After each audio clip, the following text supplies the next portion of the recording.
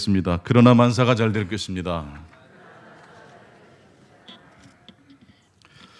넘어진 자리는 발견하는 자리다. 오늘은 세 번째 시간입니다.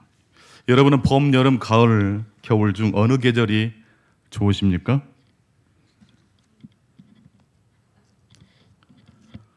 네, 다 자기 마음에 드는 계절이 있으실 겁니다.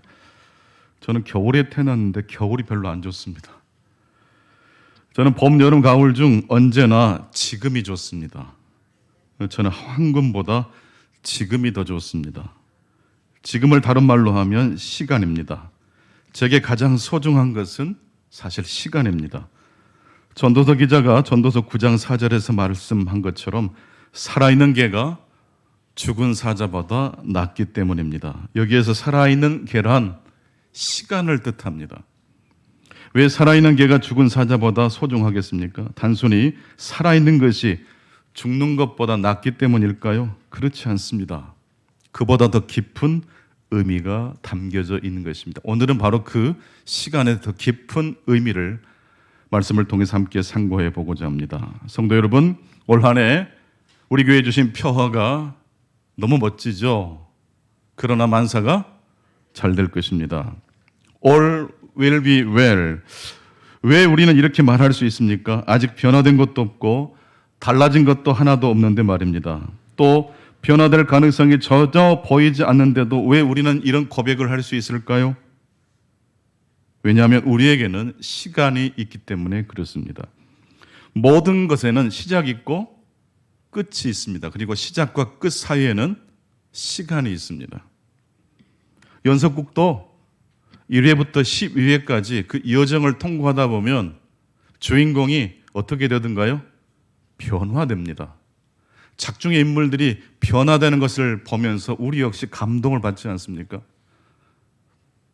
성경 역시 창세기부터 요한계시록이라는 거대한 이야기 흐름 속에서 그 말씀을 읽고 묵상하는 우리 성도들의 삶 역시 시간 속에서 우리를 만지시고 빚으시는 하나님의 섭리를 경험하게 됩니다. 아침에 출근할 때 남편이 짜증을 내면서 출근을 했습니다. 근데 퇴근해서 돌아오는 남편의 얼굴이 싱글벙글입니다. 이럴 때 아내의 마음이 어떻습니까? 하루 종일 속상했는데 남편 때문에 돌아올 때 얼굴이 싱글벙글합니다. 막 화가 납니까 안 납니까? 근데 화낼 이유가 아닙니다. 왜 남편이 갑자기 이랬다 저랬다 하는 것일까요? 아침에는 짜증냈지만 왜 돌아오는 얼굴은 밝아졌을까요? 출근과 퇴근 사이에 무엇이 있었어요? 시간이 있었습니다. 마음이 답답할 때 산책을 하거나 걷기를 하곤 합니다. 때로 친구를 만나서 차를 한잔하고 수다를 떱니다. 그럴 때 우울했던 마음이 금방 저 멀리 달아나는 것을 경험합니다. 물이 변하여 포도주가 된 비밀은 무엇입니까? 여러 가지 이유가 있겠지만 물이 변하여 무엇이 됐습니까? 포도주. 물과 포도주 사이에 무엇이 있습니까? 시간이 있습니다. 항아리 6개. 거기에 하인들이 물을 채웠습니다. 여러분, 이 포도주의 기적이 좀 말이 안 되는 게 남아있는 포도주를 가지고 오병이어 기적처럼 더 많은 포도주를 만들어냈다면 고개를 끄덕거릴 수 있는데 전혀 이상한 기적입니다. 물을 가지고 뭘 만들었어요? 포도주를 만들었어요. 그러니까 이 물을 떠서 항아리에 채웠던 하인들의 마음이 어떤 마음이었을 것 같습니까? 과연 이게 될까? 이게 말이 안 되는데? 그렇다면 그날 그 맛있는 포도주를 먹고 가장 놀란 사람은 누구였죠?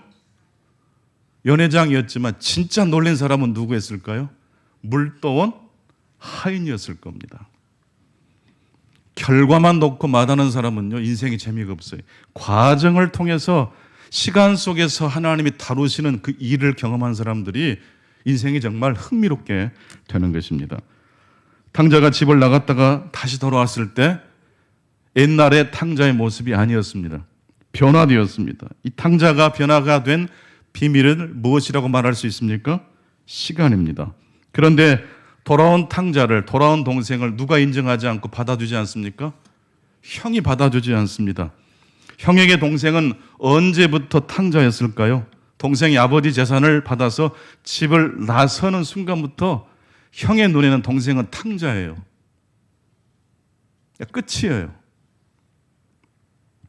그리고 많은 시간이 흘렀고 동생이 다시 집으로 돌아왔습니다.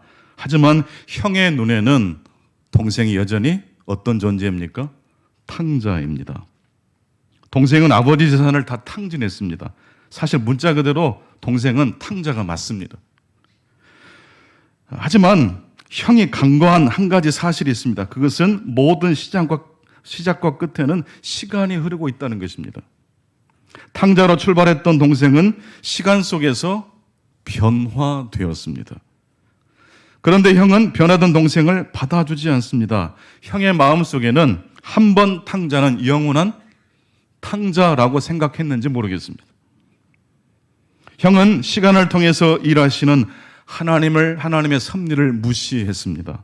그리하여 형은 지금 동생을 받아주지 않는 것일 뿐만 아니라 누구를 향한 저항을 하고 있습니까? 시간을 통해서 일하시는 하나님을 향한 대적을 하고 있는 것입니다.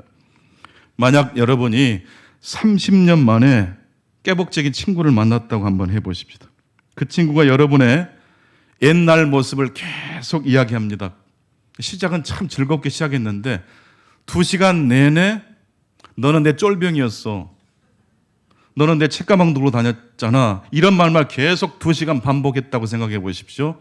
친구의 마음이 어떨까요? 다시는 만나는가 보자. 그러지 않겠어요? 시간이 많이 흘렀고 그동안 과거에 미숙했던 내 자신은 사라지고 30년이라는 시간 속에서 성숙하고 근사하고 멋진 사람으로 변화되었기 때문입니다. 흔히 우리가 이런 말을 하죠. 한 번 해병은 영원한 해병이다. 한 번 탕자는 영원한 탕자다. 여러분, 이 문구 속에는 시간을 초월한 언어가 있다는 것을 알 수 있습니다. 30년 전에도 해병이고 지금도 해병입니다. 집을 나갔을 때 탕자가 탕자였지만 돌아와서도 탕자라는 법은 없잖아요. 한 번 탕자는 한 번 내 눈에 찍힌 사람은 계속 탕자로 미운 사람으로 우리들이 낙인을 찍을 수가 있습니다. 그래서 우리 그리스도인들은 시간을 초월한 언어 사용은 절제하고 조심해야 합니다. 그 자녀들에게 이 썩을 놈아 죽어라 그런 말 하면 됩니까? 안 됩니까? 이 복받을 놈아 욕을 하더라도 이 복받을 놈아 잘될 놈아 너 때문에 내가 복을 받는다. 그렇게 해야 되지 않겠습니까? 저 사람은 안 돼. 저 사람은 안 돼. 이게 바로 쇠빗장과 갖고 놓는 것 같은 말이에요. 얼마나 사람을 아프게 합니까? 선입견과 편견이 왜 나쁜 말입니까? 불변하는 진리처럼 어떤 사람을 대하기 때문에 그렇습니다. 무엇보다도 그런 선입견과 편견은 시간을 통해서 일하시는 하나님의 섭리를 대적하는 행동이기 때문에 좋지 않은 것입니다. 살다 보면 어쩔 수 없이 어떤 사람에 대해서 선입견과 편견이 생길 때가 있습니까? 없습니까? 있습니다. 하지만 그것이 결코 확정된 진리일까요? 그럼에도 불구하고 변화할 수 있는 가능성이 있습니까? 살아있는 개가 죽은 사자보다 낫다는 말씀입니다. 하나님은 모든 시작과 끝에 시간을 두셨습니다. 그래서 우리는 만사를 바꾸고 변화시키시는 하나님을 경험할 수 있어야 됩니다. 그런 점에서 볼 때 인생의 보화는 금이고 은이고 보석이 아니라 무엇입니까? 시간입니다. 신앙생활의 열쇠는 무엇입니까? 시간입니다. 세월이 약이라는 그런 단순한 말을 하려고 하는 것이 아닙니다. 성경에서 말씀하는 시간이란 하나님이 일하시는 시간입니다. 더 정확하게 말씀드리자면 하나님과 우리가 동행하는 시간입니다. 하나님의 일하심에 우리 그리스도인들이 순종하면서 따라가는 것을 의미합니다. 하나님이 말씀하실 때 듣지만 마시고 그 말씀을 따라가시고 순종하시는 저와 여러분 되시기를 축원합니다. 하나님을 믿는다고 하면서도 하나님의 뜻에 순종하지 않을 수 있습니다. 그럴 수 있죠. 그래서 신앙생활에 변화가 없는 겁니다. 탕자의 형이 아버지 집 안에 있었지만 변화가 일어나지 않아요. 내 시간이고 내 물질이니까 내 마음대로 사용할 수 있다고 생각하는 사람이 있습니다. 그런 사람에게 시간은 어떤 시간일까요? 그냥 과거, 현재, 미래로 흘러가는 크로노스 시간일 뿐입니다.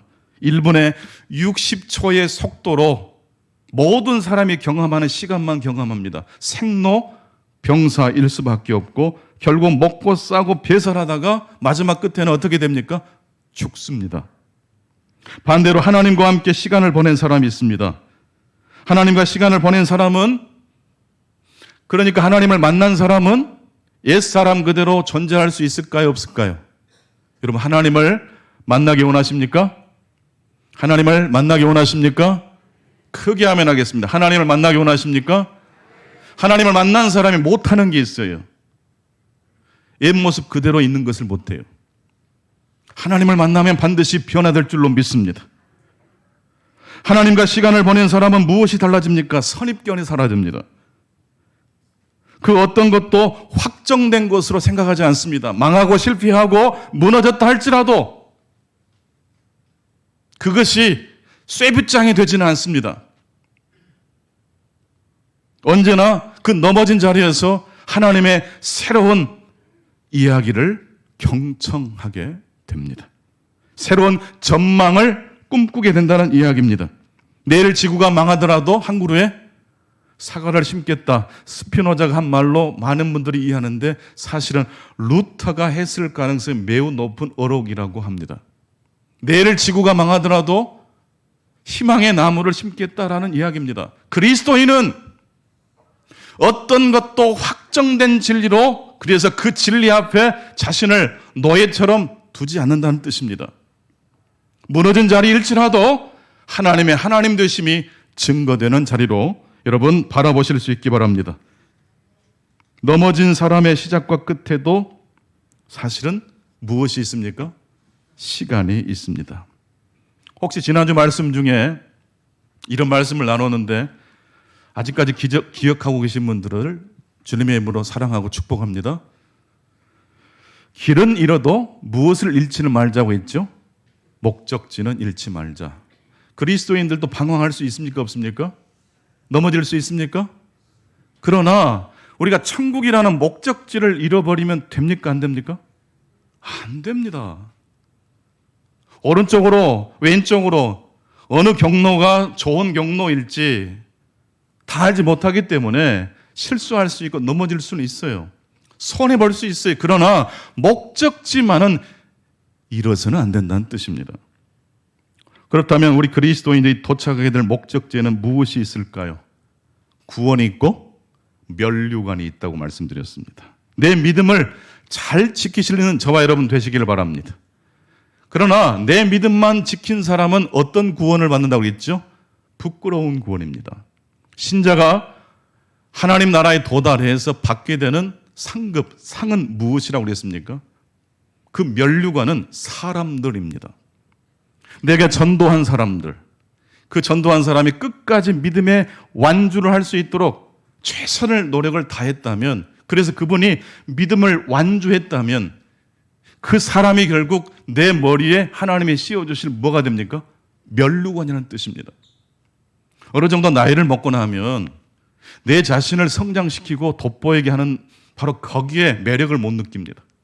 50이 넘어가면 그래서 지천명의 나이라고 그럽니다. 하늘의 이치를 터득하고 그 하늘의 이치를 사모하는 나이라는 뜻입니다. 즉 먹고 싸고 배설하는 것이 재미가 없어요.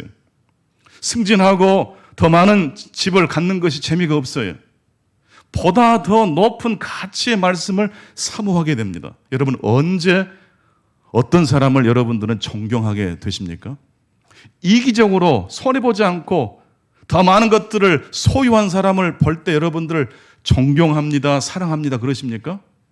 부러울 수는 있어도 존경할 수는? 동서고금을 막론하고 이기적인 사람이 존경받는 경우는 한 사람도 없어요. 부족하지만 내 가정을 넘어서서 다른 사람을 위해서 뭔가 기여를 했을 때 사람들은 박수를 치는 겁니다. 이효령 교수님의 아버님이 100세가 넘을 때까지 사셨는데 용인 쪽에 이제 사셨어요. 이어령 교수님이 그쪽에 강연을 가셨다가 점심시간에 아버님 댁에 들려서 아버님과 점심을 같이 하는데 아버님이 신앙생활을 하셨습니다. 식사 기도를 하시는데 소말리아부터 시작해서 얼마나 많은 기도를 하시는데 한참 지구촌의 어려운 나라를 위해서 기도를 하셨는데 마지막 끝 마무리에 이렇게 기도를 하시고 마치시더래요. 제 자식들을 위한 기도는 생략하겠습니다. 제 자식들을 위한 기도는 생략하겠습니다. 이 대목에 이어린 교수님이 너무 놀란 거예요. 집에 와서 부인에게 아버지 기도를 이야기하면서 그렇게 이야기를 했답니다. 너무 감동을 받아서. 이건 아직 예수님을 이어린 교수가 영접하기도 전입니다. 근데 저는 바로 이때 이어린 교수의 마음에 믿음의 씨앗이 뿌려졌을 가능성이 높다고 생각합니다.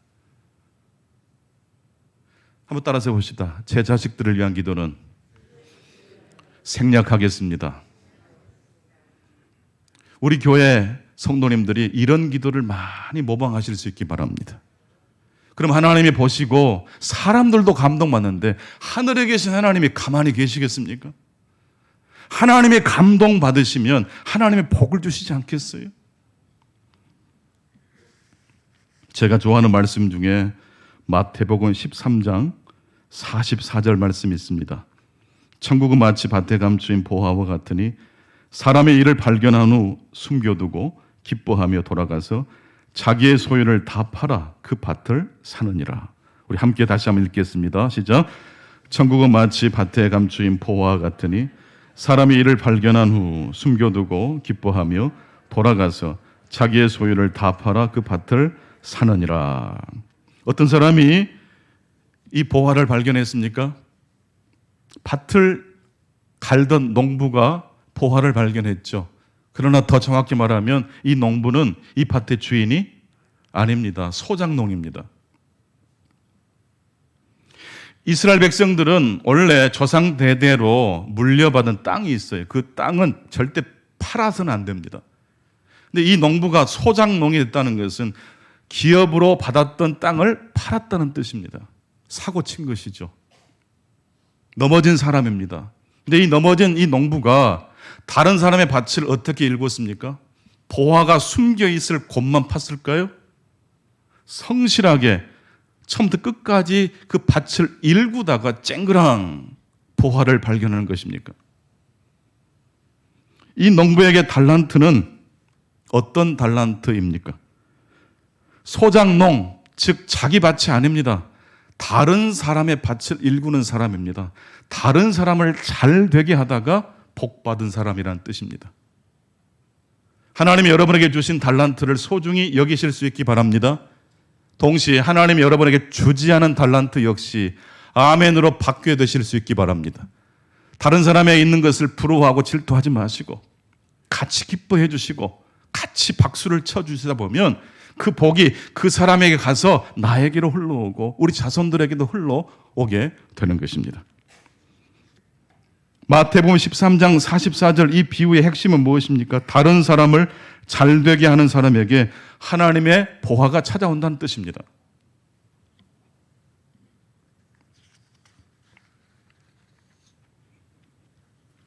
넘어진 자리는 발견하는 자리입니다. 대대로 물려오던 땅을 팔아먹었던 이 농부, 넘어진 사람, 실패한 사람이지만 그는 소작농예라는 자기의 신세를 한탄하지 않고 성실하게 그 작은 일을 충성을 다했더니 전혀 예상하지 못했던 보화를 만나게 되었던 것입니다. 오늘 신약의 본문 말씀은 우리들에게 어떤 보화를 이야기합니까? 사실 제가 시작부터 계속해서 무엇을 강조하고 있죠? 시간을 강조하고 있습니다. 하나님은 우리에게 시간을 주셨습니다.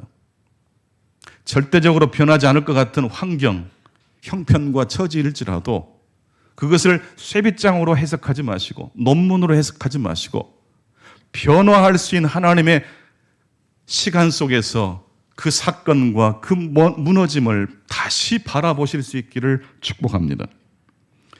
물론 시간과 관계없이 언제나 변함없는 진리가 있습니까? 없습니까? 구구단 같은 거. 우리나라에서 구구단 하는 거나 미국 아이들이 구구단 하는 거나 같아야 달라요? 같죠. 그것은 결국 시간과 관계없어요. 과학적으로 발견된 원리 역시 시간이 필요 없어요. 언제 어디서나 3 곱하기 3은 무엇이 됩니까? 9가 되는 거예요. 그런데 우리의 삶에 이런 논리적 이야기만 있고 시간 속에서 변화되는 이야기가 없다면 어떻게 되겠습니까? 항상 옳은 말만 하고 항상 논리적인 이야기만 늘어놓는다고 해보십시오. 그런 사람들에게 친구가 있을까요? 없을까요? 진짜 건강한 사람은요, 중환자실에 누워있지 않고 어디에 있습니까? 여기에 계십니다. 이 예배당 공간 안에는 좋은 것만 있을까요? 나쁜 세균도 있을까요? 건강한 사람은 세균과 더불어 삽니까? 깨끗한 무균실에서 살아갑니까? 이 세균을 은유적으로 해석하면 노래, 음악, 그리고 이야기라고 말씀드릴 수 있어요. 시간을 통해서 변화되는 이야기를 저와 여러분의 마음속에 한 가지씩 가지고 계실 수 있기를 바랍니다. 오늘은 특별히 야고보서 5장 16절을 통해서 시간의 비밀을 한번 같이 묵상해 보겠습니다. 본문 야고보서 5장 16절입니다. 시작. 그러므로 너희 죄를 서로 고백하며 병 낫기를 위하여 서로 기도하라. 의인의 간구는 역사하는 힘이 큼이니라. 그러므로 너희 죄를 서로 고백하며 병 낫기를 위하여 서로 기도하라. 의인의 간구는 역사하는 힘이 크다고 말씀하고 계십니다. 이 사람은 죄를 지은 사람입니다. 누군가를 넘어뜨린 사람입니다.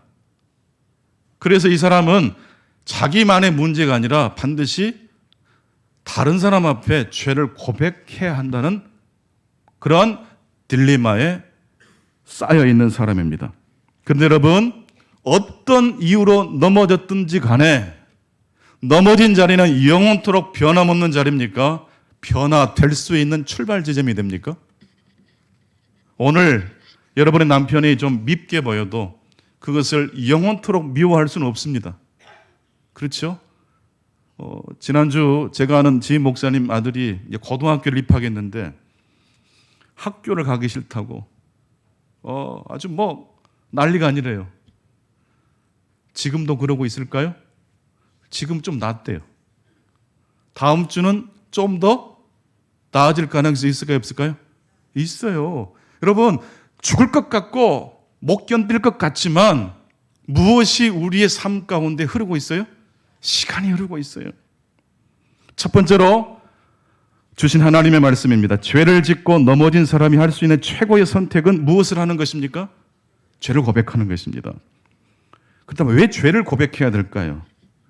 들키지 않으면 되는 문제 아닙니까? 보네퍼는 이런 말을 했습니다. 자신의 죄와 함께 홀로 머무는 사람은 완전히 고독한 외톨이 신세입니다.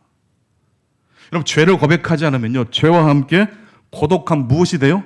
외톨이가 되는 거예요. 죄의 특성이 바로 그것입니다. 뿐만 아니라 하나님 앞에서 우리는 가면을 쓸 필요가 있습니까? 없습니까? 왜냐하면 하나님은 다 아시니까요. 사람 앞에 쓰는 가면을 굳이 하나님 앞에서까지 쓸 필요가 없어요. 하나님은 죄는 미워하시지만 죄인은 미워하시지 않는 하나님이십니다. 그리스도 앞에서 우리는 죄인이어도 좋고 오직 그럴 때에만 도움을 받을 수 있습니다. 복음이란, 기쁜 소식이란 자신을 죄인이라고 생각하는 사람에게만 기쁜 소식입니다. 그러니까 경건한 사람들끼리 모인 곳에서는요, 죄를 고백하면 큰일 나요. 바리새인들처럼 외식하는 사람들이 모여있는 공동체에서 죄를 고백하면요, 타겟이 돼요. 흠을 가지고 계속 공격하는 타겟이 된다는 뜻이에요. 여러분, 우리 교회는 경건한 사람들의 모임이 아니라 죄를 고백하는 죄인들의 공동체가 되실 수 있기 바랍니다. 왜 죄를 고백해야 됩니까? 말해지고 알려진 죄는 더 이상 우리에게 영향력을 발휘할 수 없기 때문입니다. 뭐 죄를 고백한다는 것이 그렇게 거창하게 할 필요는 없어요. 남편에게, 아내에게 내 감정을, 내가 당신에게 조금 섭섭하겠던 이야기들을 마음에 두고 계속 살기가 찝찝할 때가 있잖아요. 그러면 좀 더 맛있는 반찬을 해드리는 거예요. 어쩐 일이십니까? 라고 대답이 나오면 글쎄 말입니다 하면서, 이 속에 뭐가 있어요? 오고 가는 정만이 있습니까? 스킨십이 있잖아요. 미안함을 표현하는 게 있잖아요. 그런데 오늘 본문 야고보서 5장 16절은 그런 정도의 죄가 아닙니다. 우리를 꼼짝달싹 못하게 우리를 장악해버린 죄를 의미합니다. 그런데 오늘 말씀을 보니까 하나님 앞에 하나님께 죄를 고백하지 않고 형제에게 죄를 고백하라고 말씀하고 있습니다. 좀 특이하죠? 너희 죄를 서로 고백하고, 너희 죄를 하나님께 고백하는 게 아니고 너희 죄를 누구에게 고백해요? 서로 고백하라고 그랬어요. 왜 우리들이 하나님께 직통으로 기도해서 회개하면 될 것 같은데 굳이 형제 앞에서 죄를 고백해야 합니까?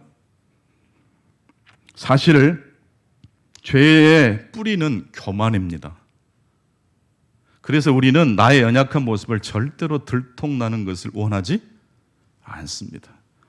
끝까지 우리는 나를 변호하려고 합니다. 그런데 내가 내 자신을 정당화하는 마지막 아성이 형제의 얼굴을 대면하고 죄를 고백하는 순간 사라지게 되는 거예요. 여러분, 겸손하실 수 있기를 바랍니다. 겸손하면 주님을 경험하게 돼요. 겸손하다는 건요, 내 자아를 보호하는 걸 내려놓고 나의 연약함을 형제 앞에 드러내는 것입니다. 나는 왜 이렇게 연약한지 몰라. 나는 이 문제를 가지고 늘 끙끙거려. 이게 가볍게 말하는 것처럼 보이지만 이게 얼마나 겸손한 행동인지 몰라요. 죄를 고백함과 동시에 우리는 죄와 홀로 있지 않게 됩니다. 죄를 고백함과 동시에 그 죄는 우리를 더 이상 장악할 수 없습니다. 왜냐하면 그 죄는 하나님께 맡겨졌기 때문입니다. 이제 그 사람은 죄를 고백하는 가운데 참된 성도의 교제를 발견하게 됩니다. 그런데 그럼에도 불구하고 자꾸 걸립니다. 왜? 하나님께만 죄 고백하면 되지 않습니까? 굳이 부끄럽게 형제에게 해야 합니까? 이 말씀을 좀 더 해석해 보면 전체 교회 앞에 회개하라는 것입니까? 형제 두세 명의 교회 리더십에게 회개하라는 뜻입니까? 오늘 말씀 앞부분을 또 읽어보면 장로들을 초청해서 의인의 기도는 역사하는 힘이 많으니까 그분들을 신방 초청해서 기도를 받고 그분들 앞에서 뭘 하라는 뜻이에요? 죄를 고백하라는 뜻이에요. 왜냐하면 의인의 기도는 역사하는 힘이 많으니까. 여기서 의인이 누굽니까? 장로들이에요. 여기서 말하는 의인이라는 것은 흠이 없다는 뜻이 아니라 더 잘 죄를 고백한 사람이라는 뜻입니다. 자기의 죄를 고백할 줄 아는 사람에게 죄를 고백해야지 흠이 없는 사람에게 죄를 고백하는 뜻이 아니에요. 자신을 하나님 앞에 죄인으로 인정하고 그래서 더 예수를 잘 믿는, 인격적으로 더 깊이 예수님을 만난 사람 앞에 죄를 고백하는 뜻이에요.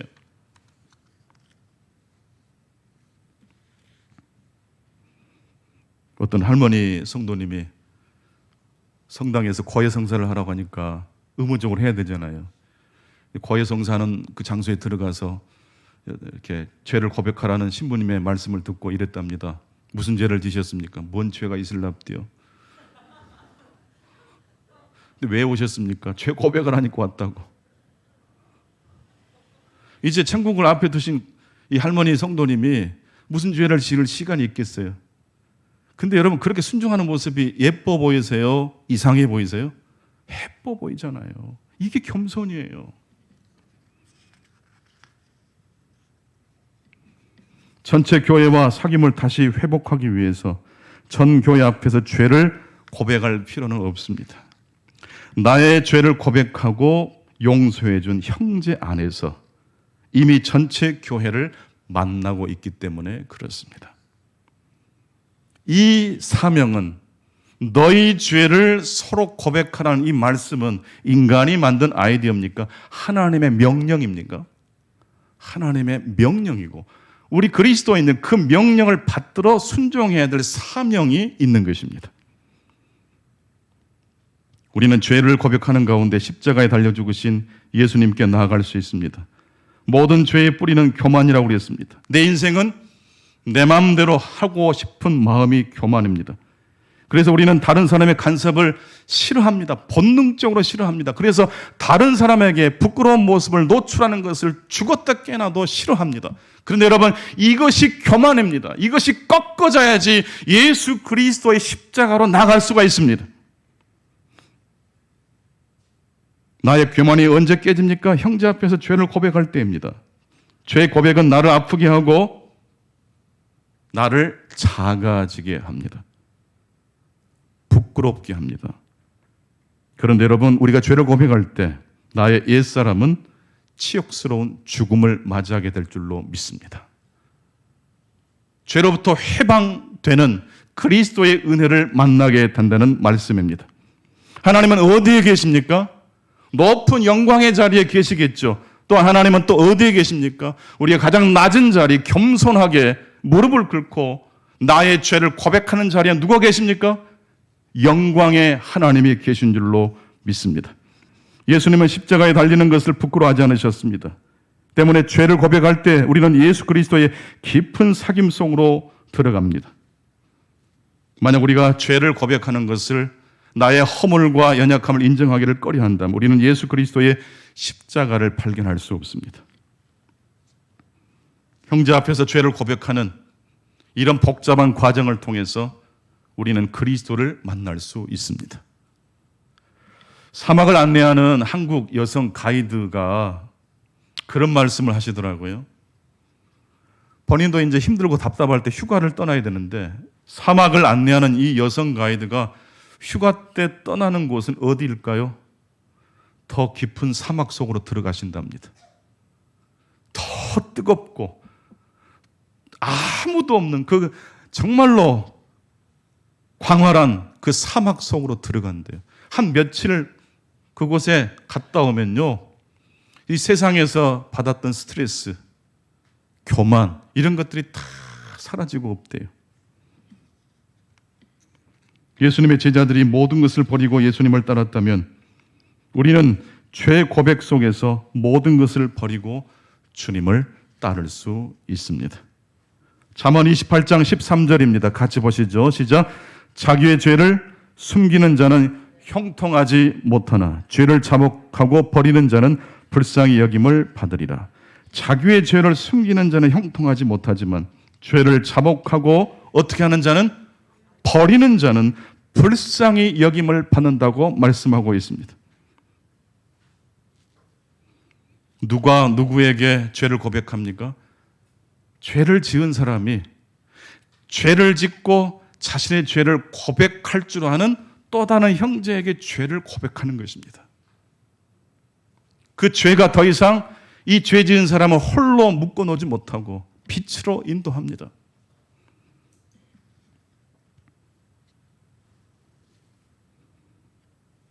세 번째 마지막입니다. 값싼 은혜에 속지 말고 그리스도를 인격적으로 만나실 수 있기를 바랍니다.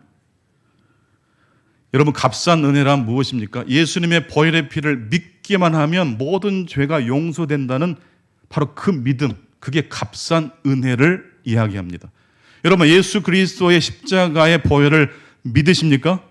믿으셔야죠. 뿐만 아니라 예수 그리스도를 따라가시겠습니까? 그분의 말씀대로 순종하시겠습니까? 믿기만 하고 순종하지 않는다면 우리의 삶이, 우리 한국의 기독교가 어떻게 되겠습니까? 나를 따라오려거든 자기를 어떻게 하고? 부인하고 자기 십자가를 지고 따라오라고 하셨습니다. 제 자식들을 위한 기도는 생략하겠습니다. 그런 기도를 드리는 것이에요.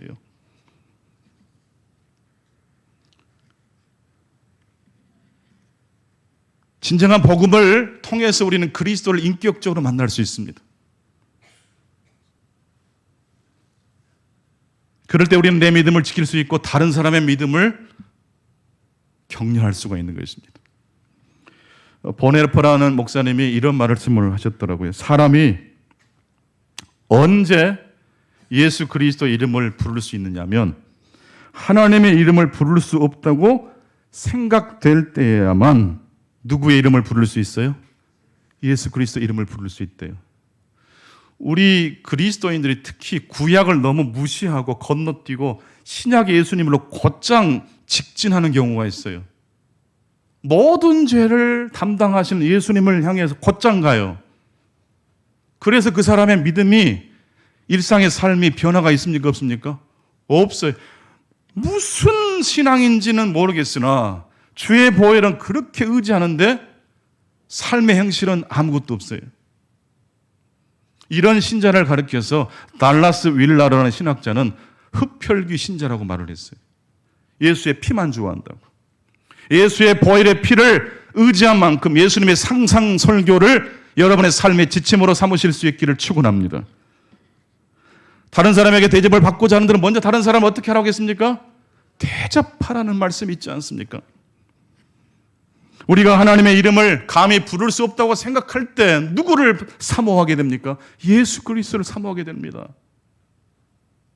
내 죄성과 내 연약함을 간파한 사람만이 절박한 마음으로 예수의 이름을 부르는 것입니다. 좀 긴 문장이지만 보네퍼의 또 어록을 함께 같이 한번 읽어보시겠습니다. 시작. 사람이 하나님이 율법을 자신에게 타당한 것으로 받아들일 때에만 은총에 대해서도 말하는 것이 허락되며 자신의 적에 대한 하나님의 진노와 복수가 타당한 현실로 남아있을 때에만 용서와 원수사랑 같은 것이 우리 마음에 와 닿을 수 있다네.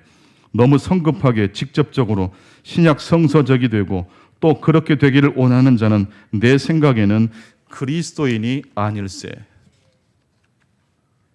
자신의 죄도 고백할 줄 모르면서 예수의 보혈만 의지하는 사람은 그리스도인이 아닐 가능성이 매우 높다고 이야기합니다. 구약은 건너뛰고 십계명은 건너뛰고 곧장 예수님의 옷자락만 붙잡으면 되는 게 아니란 뜻이에요. 그럴 때 기독교는 값싼 기독교가 된다라고 보네퍼 목사님이 일관하고 비판한 거예요. 오늘 말씀을 이제 정리하겠습니다. 오늘 메시지는 넘어졌을 때, 더 정확히 말하면 누군가를 넘어뜨렸을 때 그 죄를 다른 신실한 형제 앞에 고백하라고 말씀하고 있습니다. 셀프로 죄 고백하고, 그래서 마치 하나님 이름을 부르는 것처럼 보이지만 자기가 자기 자신에게 죄를 고백하고 자기가 자신을 용서해서는 안 된다는 뜻입니다.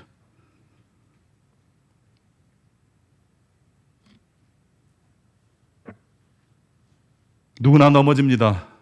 그러나 여러분, 넘어지는 이유는 수백 수천 가지이지만 일어서는 각도는 하나입니다. 믿음을 다시 회복하는 원리는 복음입니다.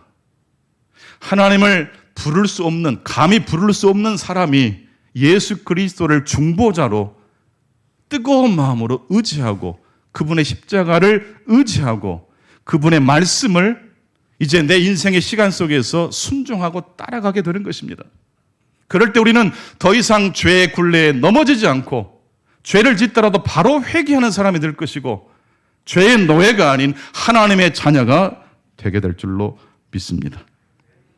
영화 흐르는 강물처럼이라는 영화가 있습니다. 노먼 맥클렌이라는 미국의 영문학자가 자기 동생의 죽음을 40년 동안 그 문제를 가지고 끙끙 앓고 숙고하면서 쓴 소설이 흐르는 강물처럼입니다. 동생이 노름판에서 깡패들과 싸우다가 그냥 죽었어요. 근데 목사인 아버지가 너무 괴로운 거예요. 내가 이 아들을 도울 수 있는 기회를 놓친 건 아닌지. 큰아들에게 묻고 또 물어요. 정정당당하게 그래도 도망치지 않고 맞서 싸우다가 죽었습니다. 그거 말고 다른 이야기는 없니? 없습니다. 내가 그 아이를 도울 수 있었는데 돕지 못해서 그 아이가 잘못된 것은 아니니? 이때 큰 아들이 아버지에게 이렇게 들려줍니다. 완벽하게 이해하지 못해도 완벽하게 사랑할 수는 있습니다. 아버지가 평상시 늘 했던 설교를 다시 인용해서 아버지에게 들려준 거예요. 동생의 죽음을 완벽하게 이해할 수 없지만 동생을 완벽하게 그리스도의 사랑과 복음으로 사랑할 수 있다는 이야기를 해줍니다. 이게 그냥 툭 튀어나온 이야기가 아니라 동생의 죽음을 40년 동안 끙끙 앓다가 치열하게 시간 속에서 나를 만지시고 붙들어 주시는 하나님의 복음 안에서 발견한 진리입니다. 완벽하게 이해할 수 없지만 완벽하게 사랑할 수 있습니다. 점과 점 사이를 가장 빠른 지름길로 잇는 것이 꼭 직선이라고 생각하시면 안 됩니다. 오히려 굽이치면서 돌고 도는 여정이 가장 빠른 길보다 더 빠른 길일 수 있습니다. 어떤 사람은 믿음이 좋아서 벌떡벌떡 고난을 뚫고 일어나는 분이 계시는데 어떤 분은요 10년, 20년 끙끙 앓고 계신 분이 있습니까? 없습니까? 나는 그런 분들에게 오늘 하나님께서 위로해 주시기를 축원합니다. 그러나 여러분, 그분들에게도 하나님은 시간 속에서 역사하십니다. 흐르는 강물처럼. 어제와 다른 시간을 오늘 또 맞이하게 되신 것이고 내일은 또 다른 시간이 그분들과 함께 하시기를 축원합니다. 그래서 우리 역시 우리 입에서 언젠가는 다 이해하지 못하지만 하나님의 사랑으로 사랑할 수 있는 감격이 회복되시기를 간절히 축원합니다. 아버지 하나님 감사합니다. 오늘 또 주신 말씀 앞에 저희들이 엎드립니다. 경배합니다. 찬송합니다. 이 말씀 한 구절 한 구절이 우리의 마음에 새겨지기를 원합니다. 내 믿음을 잘 지켜낼 뿐만 아니라 우리의 믿음의 여정 중에 만난 여러 믿음의 가족들에게 선한 영향력을 미칠 수 있게 하시고 그들 역시 믿음의 완주를 할 수 있도록 최선의 노력을 다하는 우리 모두가 되게 해 주옵소서. 시간을 통해서 일하시는 하나님, 우리 교회와 또한 오늘 예배를 참여한 우리 모든 성도님들과 유튜브를 통해서 예배하는 모든 이들 가운데 시간을 통해서 일하시는 하나님이 함께해 주옵소서. 예수 그리스도 이름으로 기도하옵나이다. 아멘.